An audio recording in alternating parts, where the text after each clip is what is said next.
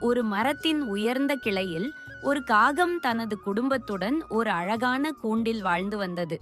காகம் புத்திசாலியானது, ஆனால் அதற்கு ஒரு கெட்ட பழக்கம் இருந்தது. அது காரணமில்லாமல் எல்லோருக்கும் ஆலோசனை சொல்லிக் கொண்டே இருக்கும். அதன் ஆலோசனை யாருக்கும் பிடிக்காது. பலமுறை அதனால் அதற்கு இழப்பும் ஏற்பட்டது. ஒரு நாள் காட்டில் பலத்த மழை பெய்ய தொடங்கியது.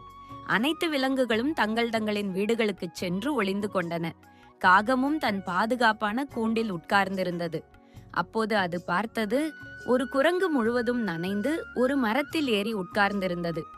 குளிரால் நடுங்கிக் கொண்டே, மழையில் நனைந்தபடியே காகம் சொன்னது, "அடே குரங்கே, நீ உன் வீட்டுக்குச் செல்லாதது ஏன்? இங்கே மழையில் ஏன் நனைந்து கொண்டிருக்கிறாய்?" குரங்கு சொன்னது, "என் வீடு என்றால் இதே மரம்தான். நான் ஒருபோதும் வீடு கட்டியதே இல்லை."